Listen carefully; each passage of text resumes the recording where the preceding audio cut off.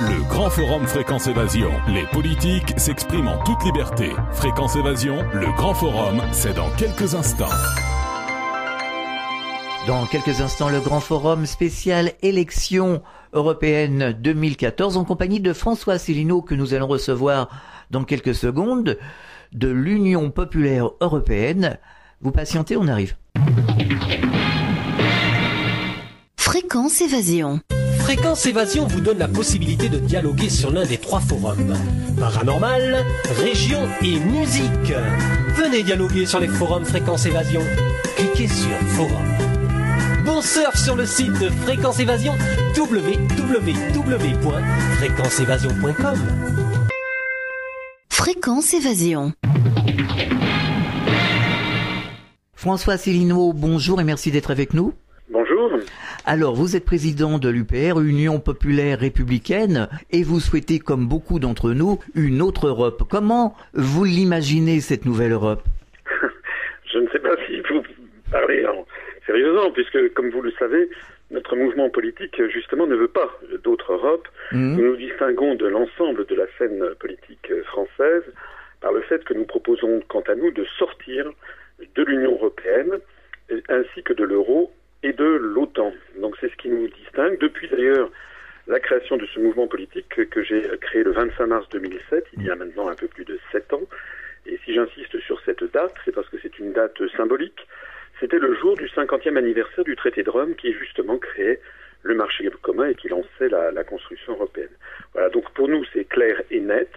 Nous devons sortir de l'Union européenne. Nous disons que c'est une tour de Babel. Les tours de Babel, vous savez comment ça se termine, il suffit de lire la Bible. Nous disons que c'est une tour de Babel qui ne marche pas et qui est en train d'entraîner l'ensemble de la population française et les autres pays d'Europe d'ailleurs vers un appauvrissement continu et ce qui est au moins aussi grave, vers des postures de plus en plus guerrières et bellicistes vis-à-vis des grands ensembles géopolitiques qui nous entourent, notamment le sud de la Méditerranée, le Moyen-Orient et aussi la Russie orthodoxe. Alors, quand je parlais de Nouvelle Europe, nous avons fait une émission il y a quelques jours avec Nicolas Dupont-Aignan, qui nous parlait, lui, d'une Europe de partenariat. Voilà, reprendre, si vous voulez, notre identité, mais faire des partenariats entre les États. Oui, mais M. Dupont-Aignan, comme Mme Le Pen et comme d'autres, entretiennent constamment un flou artistique sur ce qu'ils veulent exactement.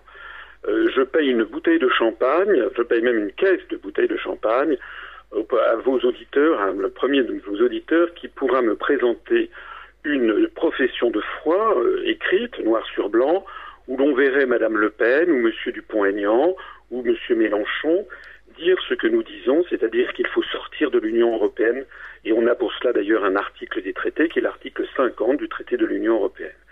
Tous ces autres responsables politiques entretiennent un flou artistique, vous promettent monts et merveilles, mais ne promettent jamais la base de la base, c'est-à-dire de sortir de l'Union européenne. En fait, sous des artifices de langage, ils vous disent qu'ils veulent une autre Europe. Alors ça va être une Europe des travailleurs, une Europe sociale, une Europe qui marche, une Europe des patries, une Europe des partenariats. Mais la base de la base, c'est qu'ils ne veulent pas sortir de l'Union européenne. Si nous insistons sur ce point, c'est pas parce que nous sommes des monomaniaques, c'est parce que nous sommes des gens précis, respectueux du droit, et que nous savons ce dont nous parlons. Nous sommes des gens, d'ailleurs, il y a beaucoup à l'UPR de talents qui m'ont rejoint, y compris par exemple Vincent Brousseau, qui est tête de liste dans la région Centre et qui a été l'un des 2 économistes français à travailler pendant de nombreuses années à la Banque Centrale Européenne à Francfort. Il était même dans le sein des saints, la direction de la politique monétaire de la BCE, et donc il est le mieux placé pour savoir que l'euro est un désastre. Alors, pourquoi est-ce que nous sommes à ce point précis? C'est parce que tous les autres mouvements politiques font croire aux Français qu'ils vont pouvoir changer l'Europe et donc en fait imposer à nos partenaires notre propre vision de ce que doit être l'Europe. Le seul problème qui coince, c'est qu'ils oublient de préciser aux Français d'abord que ça fait 35 ans que l'on propose aux Français de changer d'Europe à chaque élection européenne et que ça ne change jamais, sauf en pire. Et ce qu'ils ne précisent jamais, c'est qu'il faut l'unanimité des États membres de l'Union européenne pour changer les traités. Alors cette unanimité, elle peut être obtenue dans quelques cas extrêmement rares, lorsque l'oligarchie euro-atlantiste qui pilote l'affaire impose une aggravation de la situation. Par exemple, le traité de Lisbonne n'est en fait que l'aggravation du traité de Maastricht. Il a d'ailleurs été refusé par les peuples. La Constitution européenne avait été rejetée par 55% des Français et 62% des Néerlandais, et ça a été imposé au forceps, de telle sorte d'ailleurs que maintenant les dirigeants européens ne veulent même plus changer les traités du tout. Alors, c'est très gentil donc de proposer une autre Europe, mais cette autre Europe, elle n'aura jamais lieu. Voilà.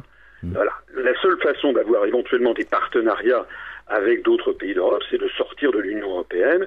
Et puis d'ailleurs, de ces partenariats, ils existent déjà d'ailleurs. Il n'y a pas besoin de l'annoncer. Voilà. La vraie réalité, c'est vraiment très important à comprendre, c'est qu'il y a, vous savez, il y a un proverbe turc qui est assez amusant qui dit « on n'est pas un peu enceinte ». On est soit enceinte, soit on ne l'est pas. C'est pareil. Soit on est dans l'Union européenne, soit on n'y est pas. Et si on n'y est pas, on peut être comme la Suisse, la Norvège, l'Islande, qui sont des pays qui ne sont pas dans l'Union européenne et qui d'ailleurs se portent beaucoup mieux que les pays qui y sont. Tout à fait. Alors de nombreux auditeurs sur les médias alternatifs comme nous et sur les réseaux sociaux se plaignent de l'Europe des lobbies, de Monsanto, de l'Europe des épandages chimiques aériens appelés chemtrails. On en parle beaucoup, mais ça semble un sujet tabou. Les médias nationaux n'en parlent pas. Quelle est votre position sur tous ces dossiers ? Alors là-dedans, vous évoquez des sujets divers et variés, sur lesquels il y a des choses qui sont avérées, d'autres qui sont beaucoup plus hypothétiques. Le problème qui se pose, c'est que à la base, on ne peut pas avoir une Europe démocratique. Pour une raison tout à fait sérieuse, et ça n'est pas une plaisanterie, c'est que pour avoir une démocratie, il faut avoir un peuple. Je rappelle que le mot démocratie vient du grec demos kratos, qui veut dire demos c'est le peuple, kratos c'est le pouvoir. Donc, pour avoir une démocratie, il faut avoir un peuple. Il y a une démocratie française, qui est un peuple français, il y a une démocratie grecque, c'est un peuple grec. Le problème, c'est qu'il n'y a pas de peuple européen. On a beau dire, il y a des gens, des idéologues qui disent oui, il y a un peuple européen, des citoyens européens, mais ça ne correspond à rien. Ça ne correspond à aucune affectio societatis, comme on dit en latin, c'est-à-dire aucun sentiment naturel de solidarité. Alors, certains peuvent le regretter, mais comme disait Charles de Gaulle, la politique, c'est partir des réalités. Donc, dans la mesure où les Français ne se sentent absolument aucune solidarité naturelle avec les Lettons, les Estoniens, les Finlandais, les Chypriotes, les Bulgares, et on peut les comprendre d'ailleurs, puisque en France, nous sommes beaucoup plus tournés vers le sud de la Méditerranée. On a des liens beaucoup plus étroits avec les pays du Maghreb, les pays d'Afrique noire, et puis la francophonie en général, le Québec, et puis d'ailleurs avec beaucoup d'autres pays du monde. Cette construction européenne est complètement artificielle, le périmètre n'a en fait aucun sens. D'ailleurs, les gens n'y comprennent rien. Le résultat, c'est que tous les pouvoirs ont été remis à la Commission européenne à Bruxelles, et que cette commission ne voit jamais aucun peuple défiler. Elle est donc la proie. Vous savez, c'est pas très rigolo d'être fonctionnaire à Bruxelles. C'est une tour de Babel où vous avez 28 nationalités de fonctionnaires, et les seules personnes qui viennent jamais les voir, eh bien, ce sont justement les lobbyistes de Monsanto, de BASF, des grandes sociétés financières, de JP Morgan, de Goldman Sachs, tous ces lobbies qui sont extrêmement organisés. Il y a d'ailleurs des lobbies français, probablement, c'est même sûr, mais ça n'est pas notre genre, c'est beaucoup plus un art de manipulation et de trafic d'influence qui a été extrêmement développé outre-Atlantique, le règne des lobbies. Alors c'est exactement ce que constatent les Français, comme beaucoup d'autres peuples d'Europe, eh bien c'est qu'on est victime d'un processus de décision totalement antidémocratique, et les positions qui prévalent, ce sont toutes les grandes entreprises qui vont trouver les fonctionnaires en leur vendant leur salade, et ceci nous est imposé au nom d'une vision ultra-libérale de l'économie, complètement anglo-saxonne. Alors je connais bien entendu le discours du front de gauche ou de certaines personnes de gauche qui sont d'ailleurs souvent généreuses et qui disent mais on n'a qu'à changer d'Europe, nous on veut une autre Europe qui ne soit pas ultra-libérale. On en retombe sur ce que je disais tout à l'heure, tout ça c'est très gentil, mais ça n'aura jamais lieu. Ça n'aura jamais lieu parce que, prenons des exemples concrets. Il y a des Français qui disent voilà notre monnaie est trop forte, l'euro, il faudrait donc que la monnaie soit moins forte. Et c'est des Français non des moindres, puisque c'est le ministre de l'économie et des finances, M. Sapin et M. Montebourg, eux-mêmes qui l'ont reconnu. C'est vrai qu'actuellement, l'euro est tellement fort, il est à peu près 30 à 35% trop cher pour la compétitivité de l'économie française. Alors il convient à l'économie allemande, mais pour nous, il ne nous convient pas. Il est en train de tuer l'industrie française. Nous avons une usine par jour qui ferme. Donc certaines voix disent, ben voilà, il faut faire baisser l'euro. Très bien. Mais le problème, c'est pas aux Français qu'il faut dire ça. Il faut dire ça aux dirigeants allemands, aux dirigeants luxembourgeois, néerlandais et finlandais, qui eux sont en faveur d'une monnaie forte. Voilà, c'est comme ça. Et ils n'en changeront pas d'opinion, puisque pour eux, c'est au cœur de leur consensus national. Autre chose, certains vont vous dire, il faudrait que l'on lutte contre les délocalisations, ça veut dire qu'il faudrait arrêter la libre circulation des mouvements de capitaux. Très bien, ça c'est la vision française. Mais allez dire ça aux Luxembourgeois, allez dire ça aux Chypriotes, allez dire ça aux Britanniques. Ce sont des peuples des pays qui ne vivent justement que de la libre circulation des mouvements de capitaux. On ne peut pas leur demander de se faire harakiri. Troisième exemple, certains vont vous dire, voilà, il faudrait qu'on ait une Europe indépendante des États-Unis et qui ne soit pas placée sous la tutelle de l'OTAN. Très bien, mais encore une fois, c'est une vision française. Allez en parler aux peuples, aux Lettons, aux Estoniens, aux Lituaniens, aux Pays-Baltes, allez en parler aux Polonais, allez en parler aux Britanniques ou aux Portugais qui ont la base américaine des Açores. Vous verrez qu'ils vous riront au nez parce qu'eux, au contraire, veulent des liens extrêmement étroits avec les États-Unis et avec l'OTAN. En d'autres termes, vous voyez que le problème de l'Europe, c'est qu'on a lié ensemble de façon artificielle, c'est en fait une utopie, c'est un fantasme, des pays dont les intérêts sont divergents, et ce n'est pas anormal que les intérêts nationaux soient divergents, mais on les force à se mettre d'accord sur tous les sujets, alors que c'est impossible à faire modifier, puisque comme je vous l'ai dit, les gens sont en désaccord. Voilà.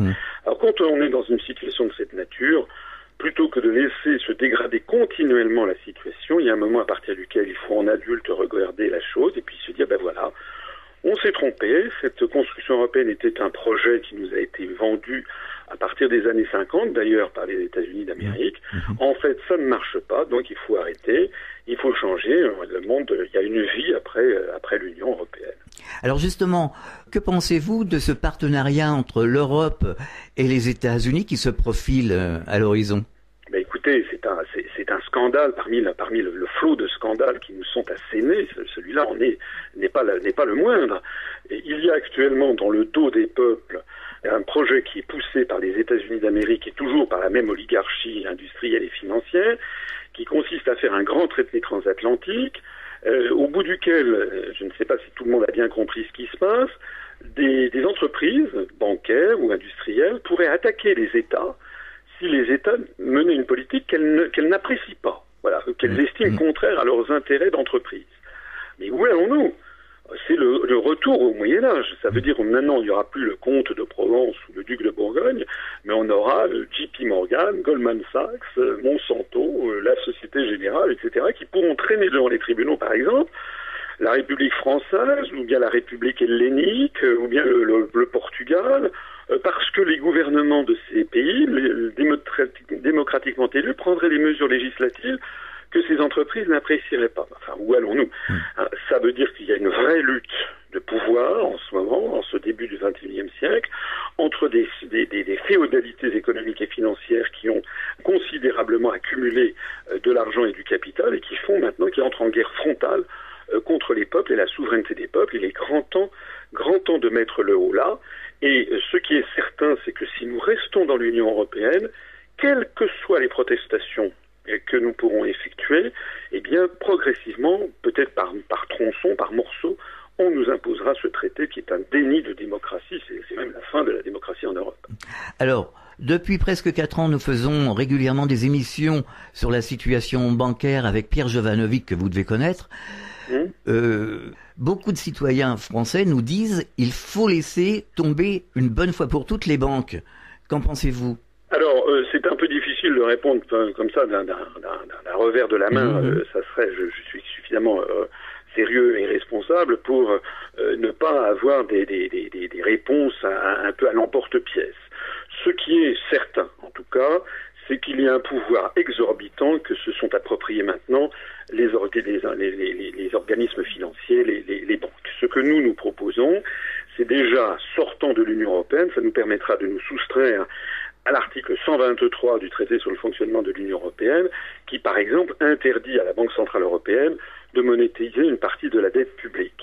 Ce que nous voulons, c'est, sortant de cela, rendre à la Banque de France, qui existe toujours, qui fait partie du système européen de banque centrale, de lui rendre son pouvoir traditionnel, qui est notamment, en cas de besoin, de financer une partie de la dette, de l'endettement public.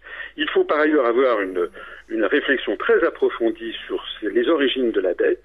Et puis, et là où je vous rejoins, c'est que je trouve que lorsque les établissements financiers sont mal partis ou sont en bord du dépôt de bilan, il n'y a pas de raison que ce soit les contribuables qui soient appelés pour les financer.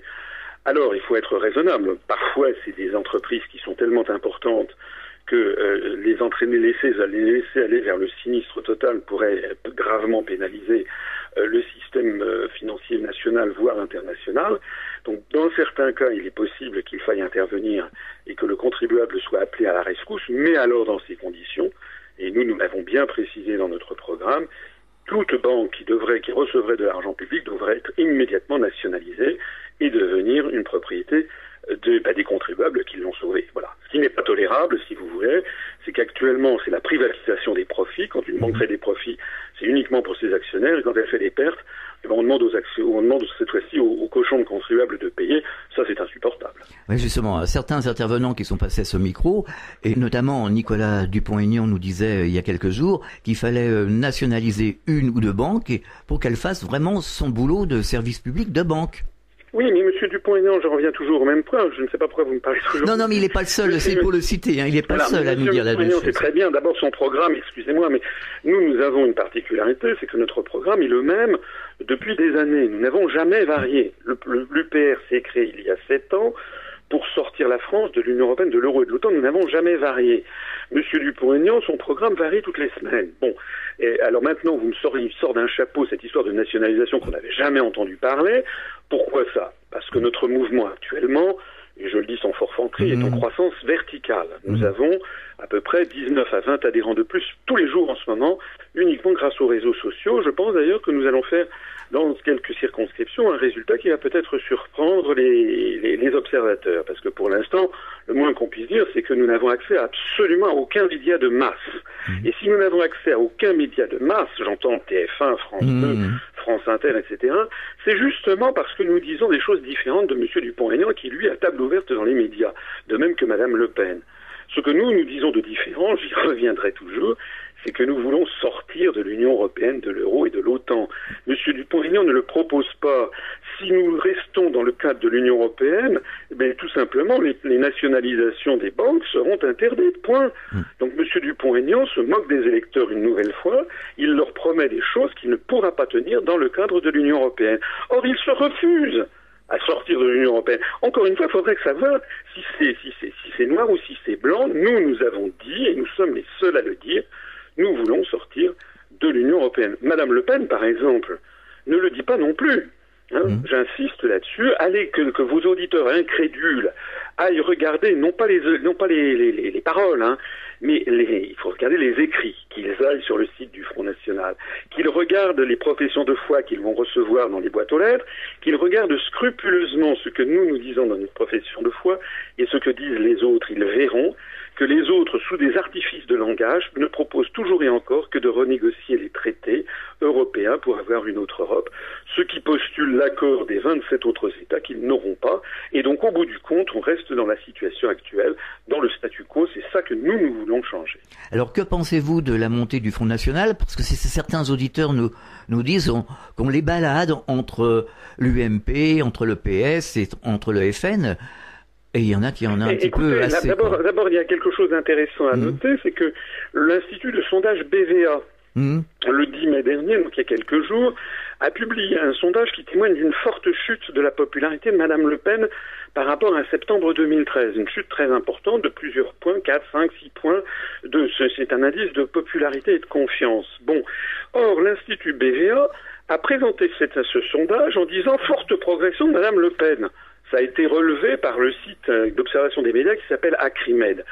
Pourquoi est-ce que BVA a fait ça? Ils ont, au lieu de faire la comparaison avec le dernier sondage disponible en la matière, qui devait être septembre 2013, ils ont pris un sondage de 2011. Ça veut dire qu'il y a une volonté délibérée des médias et de certains instituts de sondage de promouvoir le Front National. Et ça n'est pas un fantasme de ma part, c'est tellement vrai que le CSA, le Conseil supérieur de l'audiovisuel, a été obligé à plusieurs reprises de taper du poing sur la table. Par exemple, sur BFM ou sur RMC, au cours des municipales, on a eu entre le 10 février et le 13 mars, le Front National a eu droit à 45% du temps de parole, c'est-à-dire beaucoup plus que l'UMP et le Parti Socialiste même. On croit marcher sur la tête. Donc, le Front National n'est absolument pas l'opposant du système que l'on nous présente, c'est au contraire son meilleur allié. Alors, vos auditeurs vont peut-être se dire, oh là là, pourquoi peut-il dire ça? Est-ce qu'il exagère? Non, nous n'exagérons pas, c'est l'allié du système parce que l'existence du Front National a réussi à pourrir dans la société française tout débat sur la souveraineté nationale. Quand nous, par exemple, nous avons des gens qui distribuent les tracts à travers toute la France, quand nous vous disons à travers toute la France que nous voulons sortir de l'Union européenne, que nous voulons rendre aux Français leur démocratie, leur souveraineté nationale. Souveraineté nationale, c'est pas un gros mot, hein. C'est la plus grande conquête de la Révolution française, c'est l'article 3 de la Déclaration des droits de l'homme et du citoyen de 1789. La souveraineté nationale, ça veut dire que c'est le peuple qui prend le pouvoir par rapport à la souveraineté auparavant qui était de droit divin. Donc lorsque nous allons sur le terrain pour dire ça, et lorsque nous disons qu'il faut sortir de l'euro, nous avons un réflexe quasiment pavlovien d'énormément de gens qui disent « Ah non, vous parlez comme le Front National ». Alors on leur dit « Mais non, d'abord regardez, comparez notre programme à celui du Front National. Et puis deuxièmement, nous ne sommes absolument pas d'extrême droite. Nous n'avons jamais de stigmatisation. Madame Le Pen a encore fait un scandale il y a quelques jours en comparant le Coran à Mein Kampf d'Adolf Hitler. Bon, tout ça, ce sont des provocations. Ça entretient un climat de guerre civile larvée entre les Français. Ça désigne des boucs émissaires. Enfin, on connaît le Front National. Ça fait 40 ans qu'on le connaît. Bon. Donc, le problème numéro 1 auquel nous sommes confrontés, c'est ça. On a mis dans la tête des Français que le Front National avait le monopole de la critique de l'Union européenne et que si l'on était critique vraiment contre l'Union européenne, alors c'est qu'on était Front National, donc d'extrême droite. Et alors c'est une véritable orchestration, hein, ça n'est pas un hasard. Ça n'est pas un hasard si Madame Le Pen est ainsi promue dans les médias. Et ce qui permet de dire que ça n'est pas un hasard, c'est qu'on retrouve la même situation dans les autres pays d'Europe, dans plusieurs autres pays d'Europe.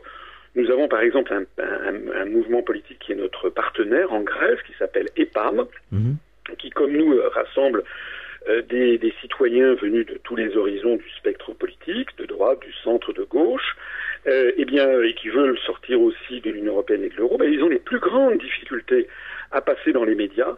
En revanche, les médias grecs ne cessent de promouvoir un mouvement néo-nazi qui s'appelle Aube dorée, qui a été très récemment créé, et on fait croire au peuple grec qui est dans une situation effrayante. Il y a 65% des moins de 25 ans qui sont au chômage, 28% de la population générale qui est au chômage, et la dette publique ne cesse de s'aggraver malgré les potions magiques prétendues de la Banque Centrale Européenne, de la Commission et du FMI. On est passé de 120% d'endettement public du PIB il y a 1 an et demi à maintenant 180%. Ça ne fait que s'aggraver. La Grèce est en train de sombrer dans la misère et de pillage de son patrimoine national au profit d'une oligarchie. Et normalement, le peuple grec, qui est un peuple fier, qui est un peuple en plus qui a inventé la démocratie, justement, ça remonte à Périclès, ça remonte à moins 500 avant Jésus-Christ. C'est un peuple fier, c'est un peuple qui s'est battu, notamment contre les occupants hitlériens. C'est un peuple qui a une grande idée de son histoire. Eh bien, c'est un peuple qui a été cassé.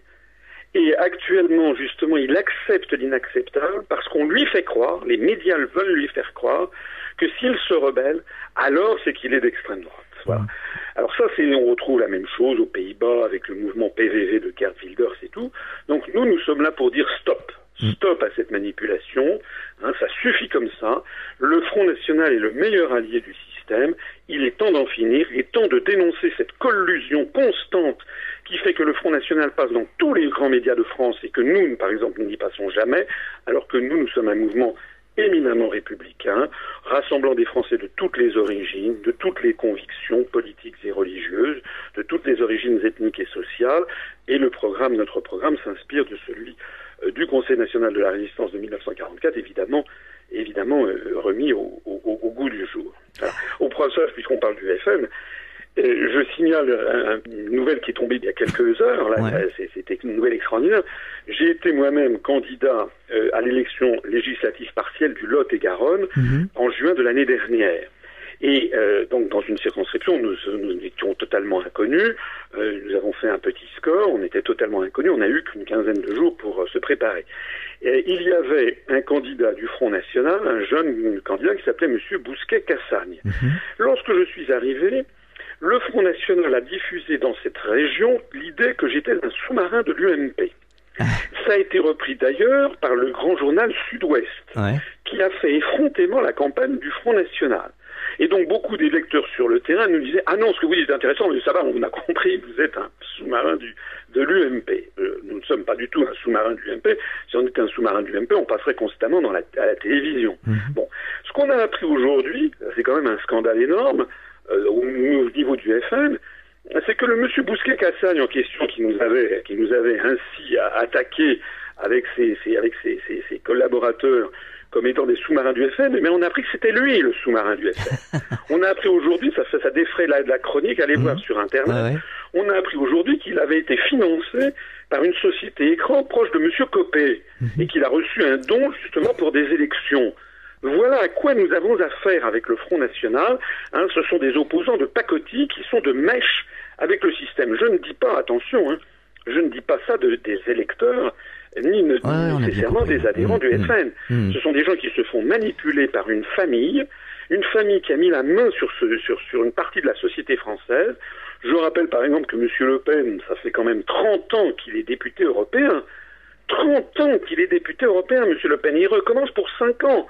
Et en 30 ans, vous savez ce qu'il a fait, M. Le Pen?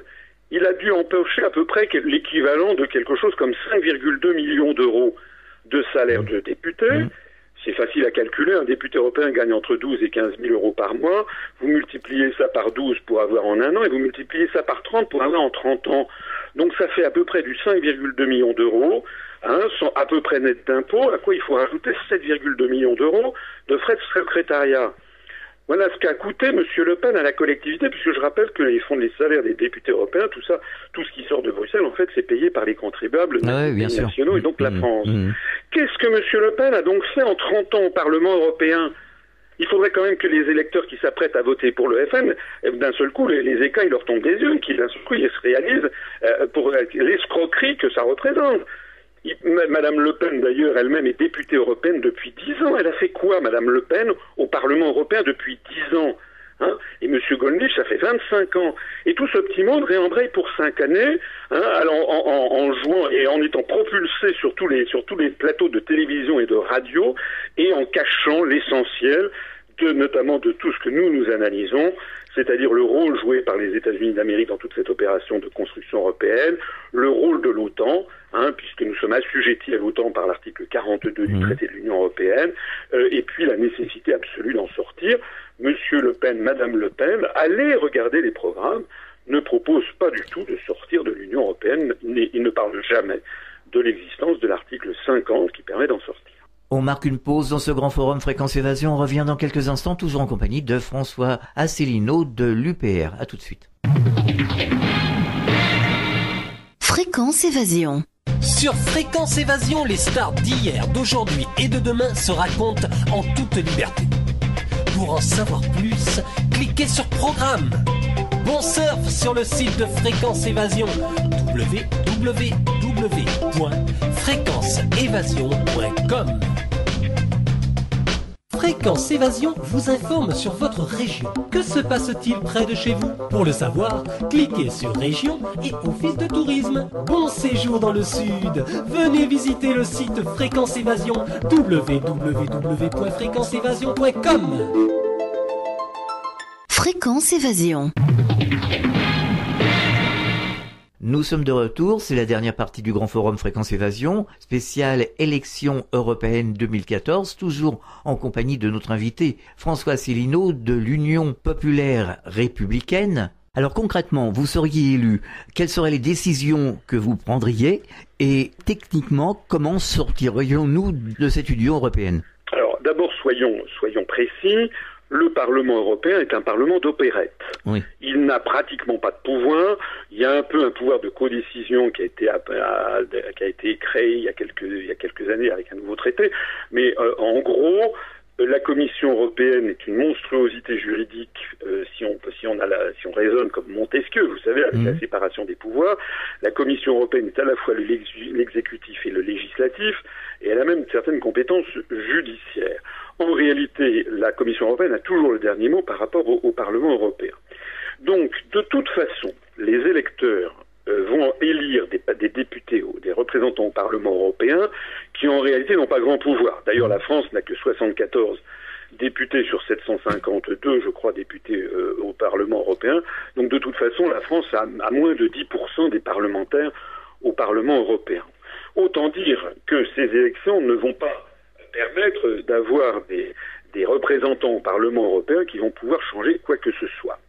Alors, vous allez me dire pourquoi vous vous présentez. Ben, je me présente, et tous les gens avec moi se présentent pour justement attirer l'attention des Français sur cette construction antidémocratique. Et si je suis élu, ben faites-moi confiance qu'à la différence de monsieur et madame Le Pen, moi j'irai à Bruxelles, ils y sont pratiquement jamais, moi j'irai à Bruxelles, ou au Parlement à Bruxelles ou à Strasbourg. Et vous savez que le Parlement se tient dans les deux villes simultanément, enfin plus exactement consécutivement. Et puis là, ben, je prendrai la parole pour dénoncer ça devant toutes les caméras de l'Europe, dénoncer les politiques qui sont prises, jouer un rôle d'opposant. Maintenant, pour répondre à votre question, la sortie de l'Union européenne ne peut pas être décidée par des parlementaires européens. C'est un débat qui doit avoir lieu au niveau national.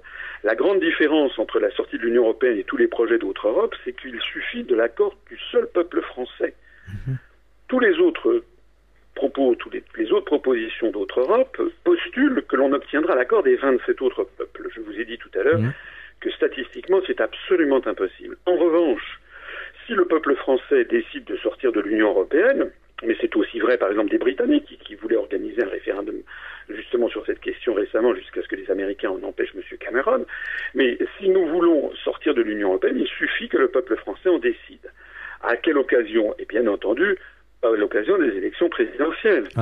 Lorsqu'un président de la République nouvellement élu se sera fait élire sur ce programme, qu'ensuite il aura une majorité de députés avec lui, il la convoquera, il mettra en œuvre l'article 50 du traité de l'Union, qui consiste à organiser un Conseil européen exceptionnel avec les chefs d'État et de gouvernement de nos partenaires, et puis de dire à nos partenaires, ben voilà, le peuple français, à l'issue d'une consultation démocratique, a décidé de sortir de l'Union européenne en vertu de l'article 50. Alors c'est très important à bien comprendre, c'est que c'est parfaitement juridique et que les autres peuples, les autres gouvernements ne pourront pas s'offusquer de cette démarche puisqu'ils ont ratifié, ils ont signé puis ratifié le même traité. Donc ils sont tombés d'accord sur cette procédure de l'article 50, qui prévoit d'ailleurs quoi? Elle prévoit un accord de négociation de sortie, c'est-à-dire qu'on a 2 ans maximum pour négocier un accord. Alors c'est pas des choses compliquées, enfin si, ça peut être un peu compliqué, il peut y avoir des soldes financiers, à partir de quand on arrête de donner de l'argent à l'Union, à partir de quand on arrête d'en recevoir, que deviennent les fonctionnaires français qui sont dans les institutions européennes, à partir de quand cessent-ils leurs fonctions, comment sont-ils reclassés, à partir de quand le Parlement européen arrête-t-il de se tenir éventuellement à Strasbourg, que deviennent le mandat des parlementaires européens, que fait-on des traités européens, parce qu'il y a beaucoup d'autres traités, il n'y a pas seulement le TUE, le TFE, il y a plein des dizaines de petits traités dont la France est partie prenante, d'un rapport entre par exemple la Communauté économique européenne et puis l'Angola, la République arabe du Yémen, sur des questions de pêche. Ça, ce sont des détails techniques qu'il faut régler. Voilà. Et ça, pour ça, on a un accord qu'il faut négocier et on a 2 ans pour le faire. Et si au bout de 2 ans, de toute façon, même si on n'a pas trouvé d'accord, on en sort.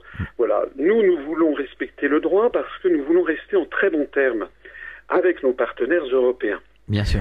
Je me permets à ce propos d'ailleurs d'insister sur autre chose. C'est que parmi les bobards de la propagande européiste habituelle, on nous dit « Ah, vous voulez refermer la France sur elle-même, vous voulez l'isoler, c'est le repli nationaliste. » Alors nous disons « Mais c'est exactement le contraire. Nous, ce qui nous fait peur en ce moment, c'est le repli nationaliste des européistes sur l'Europe. Ils veulent faire, contre rime et raison, contre la volonté profonde des peuples, ils veulent faire une espèce d'État-continent ayant vocation, je le disais je crois tout à l'heure, à nous opposer à la Russie orthodoxe ou bien aux pays du sud de la Méditerranée. On va vers la guerre, hein. On est en train en ce moment d'être entraîné sous la domination américaine dans des positions de plus en plus guerrières et agressives vis-à-vis de la Russie ou vis-à-vis du Moyen-Orient. Donc ça c'est la première chose que nous disons. Nous disons, c'est l'Union européenne qui isole la France de l'Afrique, de l'Amérique, de l'Asie, de la Russie, de la Chine. C'est notre appartenance à l'Union européenne qui nous isole. La deuxième chose sur quoi je tiens à être précis, c'est que étant sorti de l'Union européenne, la France restera une puissance qui a des liens avec le monde entier. Nous resterons membres de l'Organisation des Nations Unies et membres permanents de son Conseil de sécurité.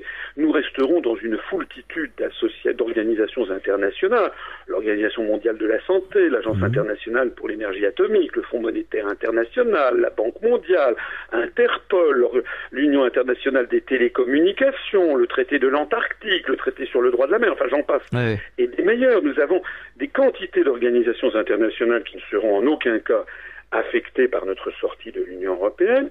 Et j'ajoute encore plus, c'est que nous aurons toujours les traités bilatéraux que nous avons avec les autres États du monde ou les traités multilatéraux que nous partageons avec d'autres États du monde en dehors de l'Union européenne. J'ai fait un compte précis en allant regarder le site internet du ministère des Affaires étrangères. Eh bien, je peux vous dire que nous avons actuellement en vigueur, la France est liée aux 195 autres pays du monde par 6653 traités bilatéraux ou multilatéraux qui ne seront en rien, ou à peu près en rien, il y aura peut-être 2-3 qui sauteront, affectés par notre sortie de l'Union européenne. Voilà la réalité de la situation. Nous avons actuellement des ambassades et des consulats généraux dans 275 villes du monde. Nous avons 165 ambassades, où nous sommes avec des ambassadeurs accrédités auprès de 190 États.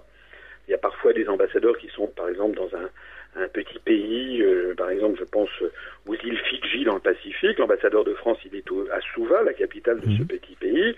Il est accrédité auprès du gouvernement des îles Fidji, mais aussi auprès du gouvernement des îles Samoa, enfin un certain nombre de... Au total, on a donc 165 ambassades dans le monde, à quoi il faut ajouter à peu près, en gros, 90 ou 100 consulats généraux, 110, voilà.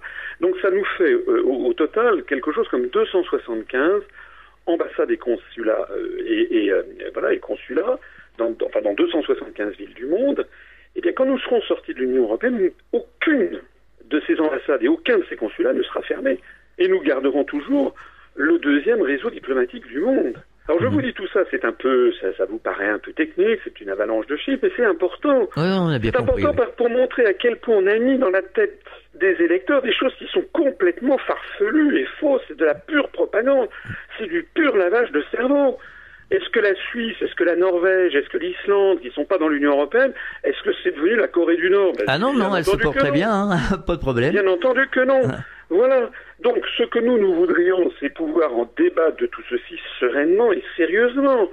Moi, j'aimerais être à la télévision, je parle d'une TF1, France 2, avoir un grand débat. Sauf que justement, d'abord, il n'y a pratiquement pas de débats qui sont organisés à l'occasion de ces élections européennes, ce qui est quand même tout à fait choquant et scandaleux. C'est quand même l'avenir de notre pays dont il s'agit. Et le seul débat, il y a eu 2 débats organisés par France 2, eh bien, on nous a dit que nous n'y serions pas. Voilà. Ah oui, parce que c'est une décision comme ça, on n'y sera pas, voilà. Alors on dit, mais enfin c'est quand même scandaleux. Nous on a 2 fois plus d'adhérents maintenant que le NPA de M. Besancenot et de Poutou. Hein. On a 5135 adhérents ou 138 adhérents au moment où je vous parle, alors qu'on sait que le NPA a annoncé qu'il n'en avait plus que 2500. Nous avons notre site internet upr.fr. Je me permets de faire un peu de publicité. Allez-y. Oui, parce que upr.fr, je ne sais pas si vous vous rendez compte, notre site est devenu le premier site, ou le deuxième, ça dépend des jours, ça varie tous les jours, mais on est devenu le premier ou le deuxième site internet le plus consulté en France de tous les partis politiques. Nous avons dépassé le site qui était auparavant le premier, qui était le Front National. Alors ça dépend, parfois on repasse en dessous, etc. Mais on a dépassé tous les autres. On a dépassé le Front de gauche, on a dépassé l'UMP, le PS, etc. qui sont très très très loin derrière. Donc pourquoi ça? C'est pourquoi ce succès? Parce que nous avons sur notre site upr.fr des quantités d'informations, des mises en ligne de mes conférences. Alors parfois elles durent un certain temps, je fais des conférences qui durent 3-4 heures, mais qui sont coupées en 3-4 morceaux, les gens peuvent les voir en épisodes de 1 heure une fois chaque soir.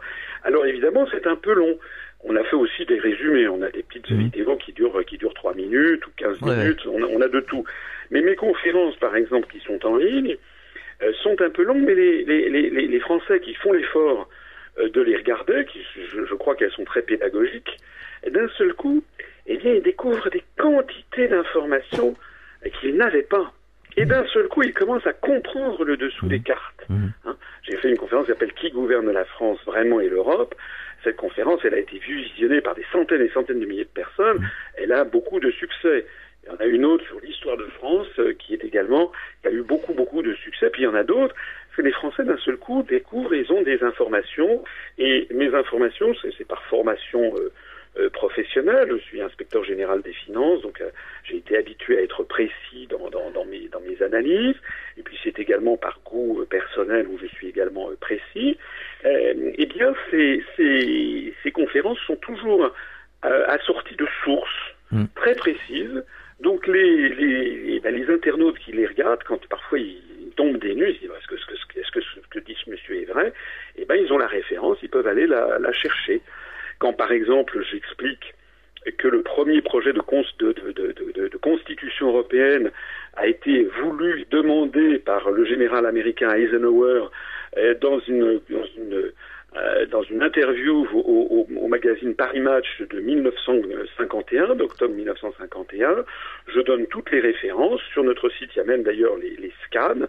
Et on se dit, oui, ça c'est exact, et ça personne ne me l'avait dit. Lorsque nous montrons que les premières entités qui ont demandé une monnaie européenne, c'est le département d'État américain par un mémorandum du 11 juin 1965 qui a été révélé par un article du journal britannique Daily Telegraph du 19 septembre 2000, nous mettons le scan de l'article et du Daily Telegraph et du mémorandum, puis les gens se disent oui, ça c'est exact, en fait, on m'avait caché ça, ceux qui sont derrière cette opération, en fait, eh bien, ce ne sont pas du tout ce que l'on m'avait dit. Voilà. Alors, il y a bien d'autres choses sur ce site. C'est ce qui explique qu'on a ce score étonnant.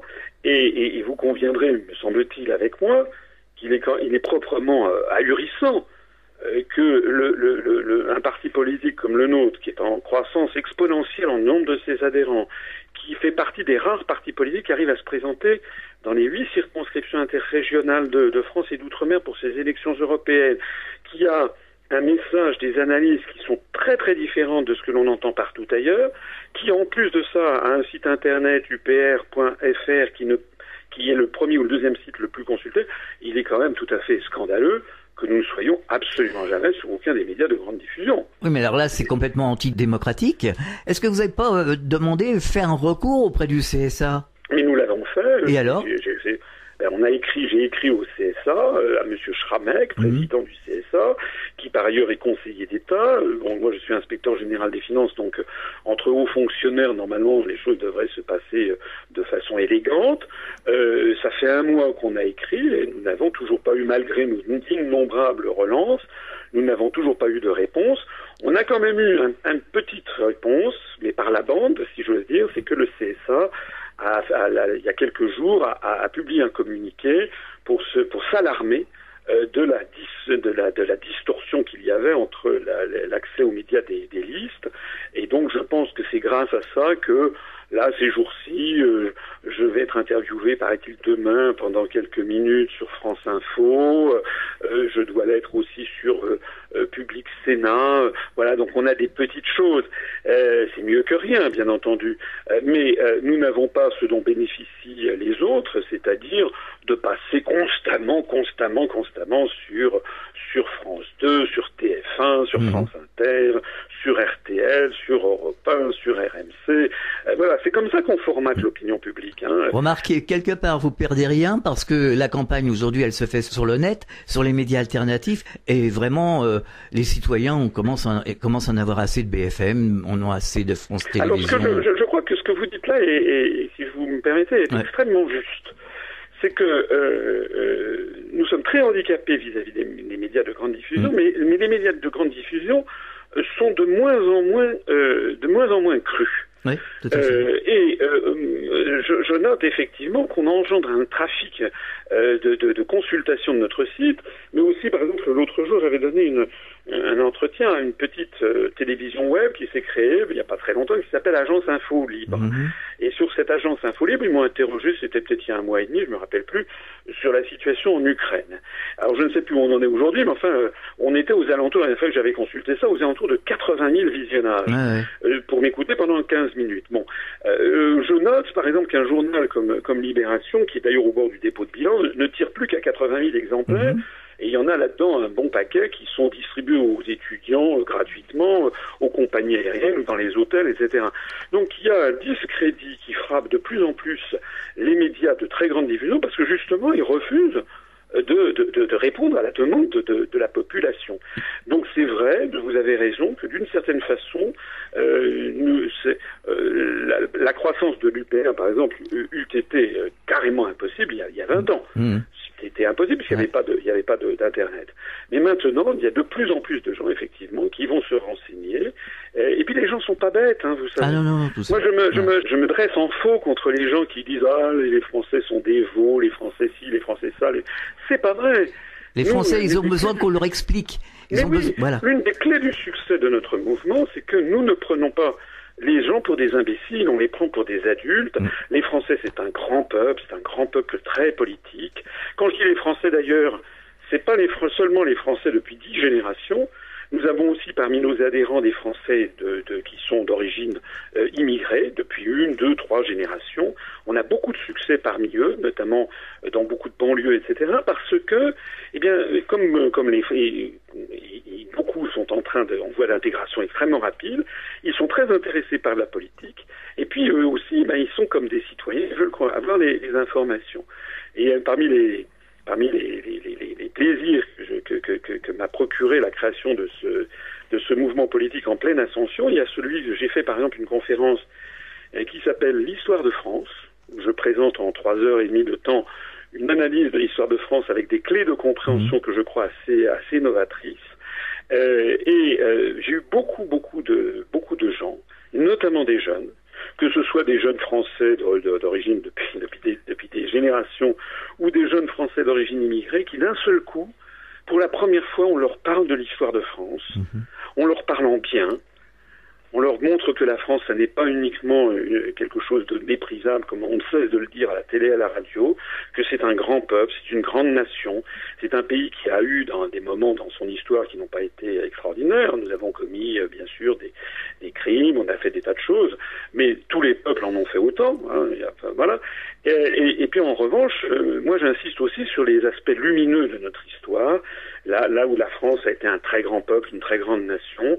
Je montre qu'à plusieurs reprises dans notre histoire nationale, la France a failli disparaître, qu'à plusieurs reprises, les dirigeants français ont en fait joué le jeu de l'étranger contre le peuple français, et que à chaque fois, au bout du compte, après bien des désastres, des malheurs, les Français n'ont jamais laissé tomber la France, ils se sont d'un seul coup ressaisis pour lui redonner sa souveraineté, son indépendance. La France, ça veut dire la libre. Hein. Le mot France, ça veut dire libre. Voilà, la France, ça veut dire libre. Eh bien, le croirez-vous, beaucoup de jeunes, et notamment des jeunes issus de l'immigration, mais aussi des jeunes d'origine française, à qui on n'a jamais parlé de la France en ces termes, à qui on n'a jamais montré à quel point nous avions une histoire nationale particulièrement glorieuse, à quel point aussi beaucoup de peuples du monde regardent ce que fait la France pour savoir ce qu'il faut faire. Nous sommes un peu, d'une certaine façon, le porte-parole de la liberté des peuples et des nations. Eh bien, beaucoup de ces jeunes sont venus me voir, je ne dis dizaines d'exemples, en me disant « Monsieur, pour la première fois de ma vie, vous m'avez rendu fier d'être français. » Voilà. Espérons que cette fois-ci on s'en sorte et que ça soit une fois de plus qu'on soit gagnant, quoi. Mais vous allez voir, nous sommes lancés actuellement, l'Union européenne est une entreprise qui a pu apparaître généreuse, qui a eu des aspects positifs. L'ouverture sur l'extérieur était une bonne chose, mais c'est devenu, on est passé d'un extrême à l'autre. Maintenant, c'est une construction qui est en pleine nécrose, dans tout, pas seulement en France, mais dans l'ensemble des pays. Au fond, plus personne n'y croit vraiment. Ah non, même parmi les gens qui viennent vous chanter les mérites de la construction européenne, j'en connais suffisamment, si vous voulez, dans les partis politiques de droite et de gauche pour savoir que toute porte fermée, ils sont les premiers à dire tout ça est un bordel qui marche plus. Excusez-moi de la vulgarité de propos, c'est de ça qu'ils parlent. Et on empoisonne les gens pour un oui, pour un non. Voilà. Donc ce que nous disons, soyons raisonnables. Soyons raisonnables.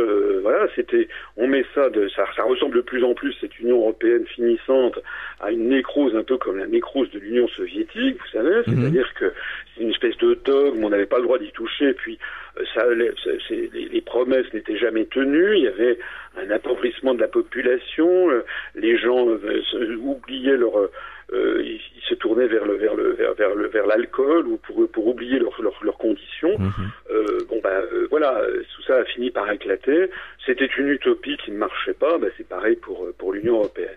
Il faudrait comprendre qu'il faudrait démanteler cette affaire de façon sereine pour éviter le drame, parce qu'on fonce vers le drame. Ah oui, ça se terminera. Les jeunes générations, il faut voir que ce qui attend les jeunes aujourd'hui, c'est de se coller maintenant, d'avoir leur niveau de vie qui soit à celui des Bulgares, des Chypriotes, des Slovaques, et puis ultérieurement des Indiens, des Bangladeshis.